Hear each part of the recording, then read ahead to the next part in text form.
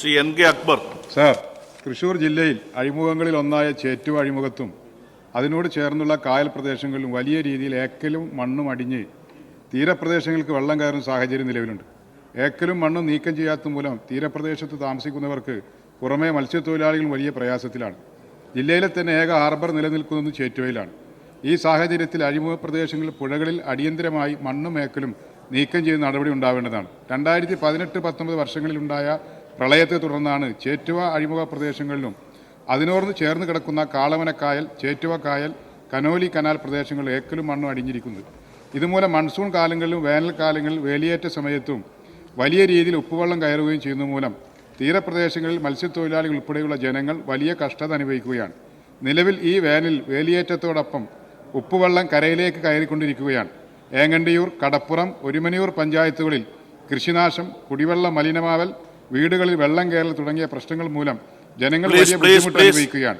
കായലിൽ ഏക്കലും മണ്ണും നിലനിൽക്കുന്നത് മൂലം ഇത് സംഭവിക്കുന്നത്. ഏക്കലും മണ്ണും നീക്കം ചെയ്യുന്നതിന് നിരവധി പദ്ധതികൾ പറഞ്ഞു കേട്ടിരുന്നുവെങ്കിലും ഇതൊന്നും തന്നെ യാഥാർത്ഥ്യത്തിലെത്തിയിട്ടില്ല. ചേറ്റുവ പ്രദേശത്തെ കായലുകളിൽ നിന്നും ഏക്കലും മണ്ണും അടിയന്തരമായി നീക്കം ചെയ്യുന്ന നടപടി ഉണ്ടാവണം. ബഹുമാനപ്പെട്ട ജലവിഭവ മന്ത്രി. സാർ, തൃശ്ശൂർ ജില്ലയിലെ ചേറ്റുവ അഴിമുഖത്തും അതിനോട് ചേർന്നുള്ള കായൽ പ്രദേശങ്ങളിലും എക്കലും മണലും നീക്കുന്നതിൻ്റെ ഭാഗമായി ചേറ്റുവ പാലം മുതൽ കാളമന കായൽ വരെയും പുളിക്കക്കടവ് പാലം മുതൽ ചേറ്റുവ അഴിമുഖം വരെയുമുള്ള ഭാഗങ്ങളിൽ കേരി പീച്ചി മുഖേന സെഡിമെന്റേഷൻ സർവേ നടത്തി നീക്കം ചെയ്യേണ്ടതായ മണ്ണിൻ്റെ അളവ് 64.32 ലക്ഷം m³ ആണെന്ന് കണ്ടെത്തിയിട്ടുണ്ട്.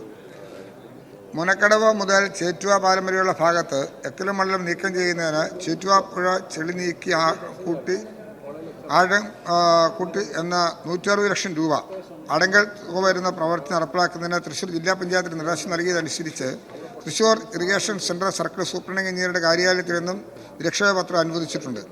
ചേറ്റുവ ഹാർബർ ഭാഗത്ത് അടിഞ്ഞുകൂടിയ എക്കലും മണലും നീക്കം ചെയ്യുന്നതിനായി ഹാർബർ എഞ്ചിനീയറിംഗ് വകുപ്പ് നിലവിൽ പ്രവർത്തികൾ നടപ്പിലാക്കി വരുന്നുണ്ട്.